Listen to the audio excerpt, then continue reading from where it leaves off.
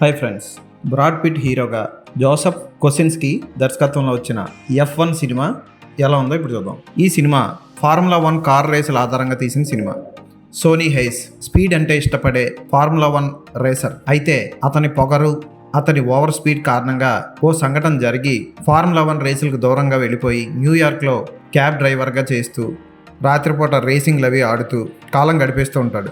Gambling కూడా చేస్తూ ఉంటాడు. ఇలాంటి సమయంలో అతని దగ్గరికి రూబెన్ అనే వ్యక్తి వచ్చి ఫార్ములా 1 రేసులో తన టీంని లీడ్ చేయమని, జాషువా పియర్స్కి తోడుగా ఉండమని కోరతాడు. ఫార్ములా 1 రేసులో లెజెండ్ అవ్వాలన్న కోరిక తీరని సోనీ హైస్ ఆ ఒప్పందానికి ఒప్పుకున్నాడా, చివరికి రేసులో గెలిచాడా లేదా, అతని టీంని నిలబెట్టాడా లేదా అన్నది సినిమా చూసి తెలుసుకోవాలి. కొన్ని సినిమాలు తెలిసిన కథనే మళ్ళీ చెప్తాయి. అయితే ఇక్కడ డైరెక్టర్ ప్రతిభ, టెక్నికల్ సహాయంతో పాత కథనే కొత్తగా చెప్తారు. చూసేటప్పుడు మనకి క్లైమాక్స్ ఏంటో, ఇంటర్వెల్ ఏంటో ఇంచుమించు మనకు అర్థమైపోతూ ఉంటుంది. కానీ తీసిన విధానం మాత్రం వావ్ అనిపించే విధంగా ఉండి మనల్ని సీట్ ఎడ్జ్ని కూర్చోబెడతాయి. అటువంటి కోవకు చెందిన సినిమాయే ఇది. కళ్ళు చెదిరే ఫోటోగ్రఫీ, కలర్ కరెక్షన్ ఉంటుంది. తెలుపు, మసి, నలుపు ఈ 3 కలర్స్ని అద్భుతంగా తెర మీద ప్రజెంట్ చేశారు కెమెరామెన్. ఇక హ్యాన్స్ జిమ్మర్ అందించిన బ్యాక్గ్రౌండ్ మ్యూజిక్ సినిమాని నిలబెట్టింది.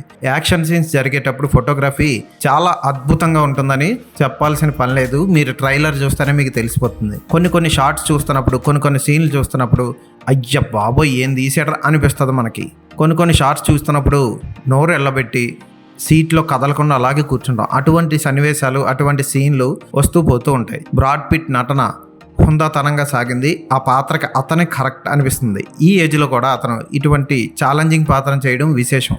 రూబెన్ పాత్రలో జావియర్ బార్డెమ్, జాషువా పాత్రలో డామ్సన్ ఎడ్రిస్ పాత్రలకు న్యాయం చేశారు. లేడీ పాత్రలకు మాత్రం అంత ప్రాధాన్యత లేదు. అయినా సరే సినిమా చూస్తున్నంతసేపు మనకి రేసింగ్ కోర్టులో ఉన్న ఫీలింగ్ కలుగుతుంది. విశేషం ఏంటంటే నిజమైన రేసింగ్ కోర్ట్లోని రియల్ ఆడియన్స్తోని ఈ సినిమాని తీయడం విశేషం. Fantastic direction, fantastic background music, అద్భుతమైన నటన, కళ్ళు చెదిరే కెమెరా వర్క్ ఈ సినిమాకి ప్లస్ పాయింట్స్. అక్కడక్కడ కొన్ని ల్యాగ్ సీన్లు ఉన్నా సరే సినిమా లాస్ట్ 50 నిమిషాలు మిమ్మల్ని కూర్చోబెట్టేస్తుంది. టాప్ గన్ మ్యావరిక్ లాంటి సినిమాకి దర్శకత్వం వహించిన జోసెఫ్ కొసిన్స్కీ ఈ సినిమాకి దర్శకత్వం వహించడం విశేషం. ఫెంటాస్టిక్ ఫీలింగ్ కలుగుతుంది ఈ సినిమా ఐమాక్స్ వెర్షన్లో చూస్తే.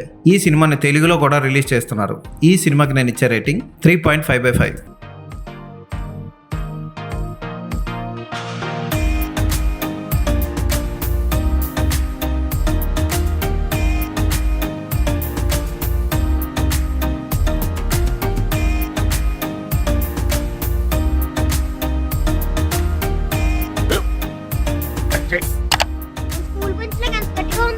కొట్రా, కొట్టు, పర్లేదు, కొట్టు.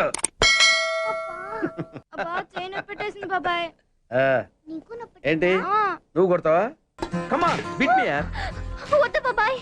వాణ్ణి నేను కొట్టడం లేదమ్మా, వాణ్ణే నన్ను కొట్టమంటున్నాను. నువ్వేం కంగారు పడక్కర్లేదు. అడుగుతావేంటి?